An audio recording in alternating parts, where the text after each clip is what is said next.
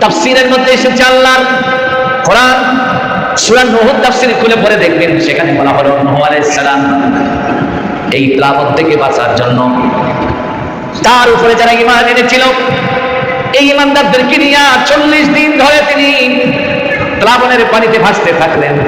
একদিন, 2 দিন, 40 দিন পার হয়ে গেল। হযরত নূহ দেখলেন আস্তে আস্তে পানি কমে যেতে থাকলো। 40 দিন পর তার জাহাজখানা যদি পাহাড়ের কিনারায় গিয়ে চাপলো। নূহ আলাইহিস সালাম সেই জাহাজ থেকে নামলেন, নামার পর ধ্বংসযজ্ঞ পৃথিবীর অবস্থা দেখার জন্য একটু পায়চারি করতে থাকলেন। হেঁটে হেঁটে এদিক ওদিক যেতে যেতে দেখলেন সামনে কুঁড়ে ঘর দেখা যায়।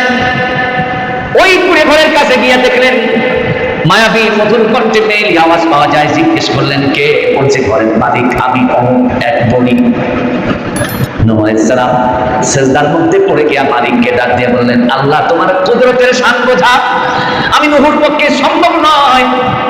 যেই প্লাবন পাহাড় পর্যন্ত ডুবায় দেয়, ভয়াবহ প্লাবনের মাঝেও গাছপালা পাহাড় পর্বত ধ্বংস হয়ে যায়, তারপর এই কুঁড়ে ঘর আর কুঁড়ে ঘরের ভিতরে এই মহিলা কি করে জীবিত থাকলো আমি নূহ বুঝি না। এটা আমি বুঝতে পারছি না, কি করে সম্ভব? আল্লাহ তাআলা নূহকে ডাক দিয়ে বললেন, আমার উপরে ঈমান আনবে, ঈমান আনার পর আমি তোকে ধ্বংস করে দেব, এটা তো আমার কাজ না।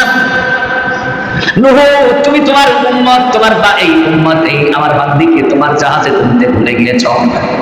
গোটা পৃথিবী যখন ডুবে গেল, ধ্বংস হয়ে গেল, তখন আমার উপরে ঈমান আনয়নকারী এই বান্দিকে তোমার হাওলা না করে আমি আল্লাহ নিজের হাওলায় নিয়ে তার নিরাপত্তা দিয়েছি।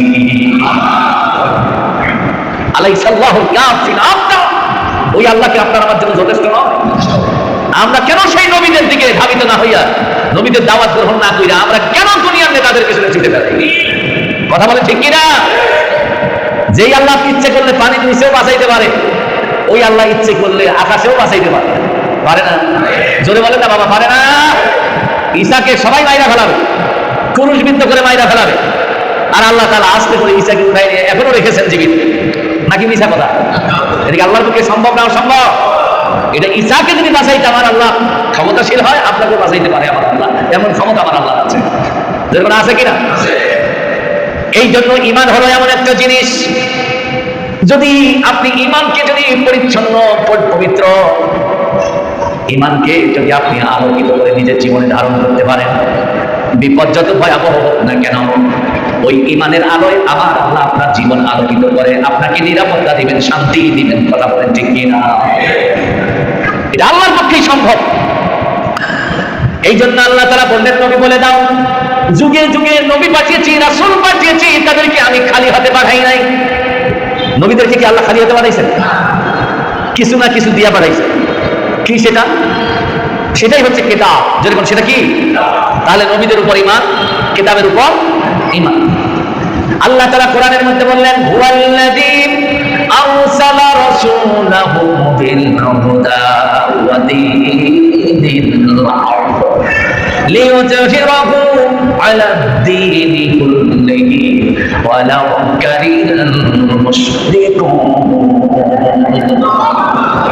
আল্লাহ তো তিনি, আল্লাহকে যিনি আমাদের সৃষ্টিকর্তা, যিনি আমাদের পালনেওয়ালা, যিনি আমাদের আইনদাতা, যিনি আমাদের বিধানদাতা, যিনি জীবনদাতা, যিনি মৃত্যু দেননেওয়ালা, তিনি আল্লাহ। ঠিক কিনা বলেন? যিনি আপনাকে খাওয়ায়, যিনি আপনাকে বাঁচায়, লালন পালন করে, এক বাক্যেই তার নাম। বলেন সবাই, কি নাম? আল্লাহ। ওয়ালিল্লাহি আসমাউল হুসনা, আল্লাহর রয়েছে অনেক সুন্দর সুন্দর নাম। সব নামগুলো হলো সিফাত, গুণবাচক, আর আল্লাহ নামটা হলো জাতীয় নাম। আল্লাহু আকবার। এটা হচ্ছে আল্লাহর জাতীয় পরিচয়। সব নামের আধার হলো আল্লাহ। এই জন্য আল্লাহ নামের জিকির উঠতে বসতে সব সময় করা দরকার। ঠিক কিনা বলেন?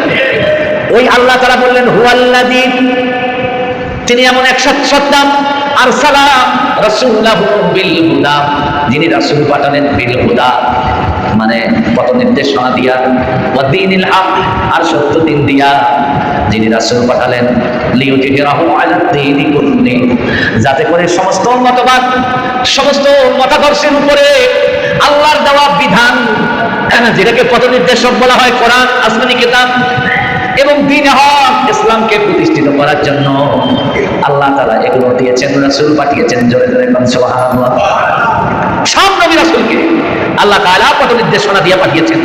এই পথ নির্দেশনা দিয়ে পাঠাইলেন মুহাম্মদুর রাসূলুল্লাহ সাল্লাল্লাহু আলাইহি ওয়াসাল্লাম। আমাদের নবীকে আল্লাহ তাআলা পথ নির্দেশনা দিয়ে বললেন, কিতাবুন আনজালনাহু ইলাইকা লিতুখরিজান নাস মিনাজ যুলুমাতি ইলান নূর। আল্লাহ বলছেন, নবী তোমাকেও যে আমি পথ নির্দেশনা দিয়েছি, কিতাব। এখানে আয়াতে বলা হয়েছে সূরা ইব্রাহিম আয়াত নাম্বার 1 নম্বর আয়াত, কিতাবুন আনজালনাহু ইলাইক, তোমাকে কোরআন নামে যে কিতাবটা দিয়েছি, এই কিতাব নিয়ে মানুষ রংবাজি করবে না, মানুষ চাঁদাবাজি করবে না, দুর্নীতি করবে না, সন্ত্রাস, খুন খারাপি, ধর্ষণ, জেনা ব্যভিচার করবে, এজন্য আমি কিতাব দেই নাই। আল্লাহ বলছেন এজন্য আমি কিতাব তোমাকে দেই নাই। কিতাব দিয়েছি কেন? লিতুখরিজান নাস মিনাজ যুলুমাতি ইলান নূর। এই কিতাব দেওয়ার পিছনে কারণ হলো, এই কিতাব দিয়া, এই কোরআন দিয়া তুমি মানুষকে চাঁদাবাজ, সন্ত্রাসী, খুন, ধর্ষণ, জেনা, ব্যভিচার, অন্যায় অপকর্ম থেকে, এই অন্যায় অপকর্ম নামের অন্ধকার থেকে ফিরাইয়া তাদেরকে আলোকিত পথ, আমি আল্লাহর পথ, রাসূলের পথ, জান্নাত পথ, জাহান্নাম থেকে মুক্তির পথ দেখায় দেবে, এজন্য কিতাব দিয়েছি। জোরে জোরে বলেন সুবহান। আপনারা বলেন আজকের থেকে ১৫০০ বছর আগে যেই কিতাব দিয়া মুহাম্মদ রাসূলুল্লাহ একটা অসভ্য সমাজকে সভ্য সমাজ বানাইছিলেন, একটা অসভ্য জাতিকে সভ্য জাতিতে তৈরি করেছিলেন, সেই কিতাবটা কি আমাদের মাঝে আছে? আরো জোরে বলেন আছে। সেই কিতাব আছে, নবী নাই। শুধু নবী নাই, তাই তো, কিন্তু নবীজির আদর্শ আছে তো। কথা বলেন আছে না নাই? আপনারা দেখবেন এই পৃথিবীতে ওই নবীর আদর্শ এখনো যাদের মধ্যে লালিত পালিত হচ্ছে, ওই লোকগুলোর সম্মান কোথায়? আর ওই আদর্শের বিরোধী যারা, তাদের সম্মান কোথায়? কথা বলেন ঠিক না? ঠিক নবী মুহাম্মদের আদর্শ যদি পরিপূর্ণতা পাইতো আপনার আমার মাঝেও, তাহলে আমরাও সম্মানিত হতাম, আমরাও আল্লাহর কাছে দামি হয়ে যেতাম। ঠিক কিনা বলেন? নবীর আদর্শ আছে আংশিক, কিন্তু পরিপূর্ণ নাই। আমাদের মাঝে নবীর রেখে দেওয়া কোরআন আছে, কিন্তু কোরআনের আমল আমাদের মাঝে নাই। যে আছে আল্লাহ আল্লাহ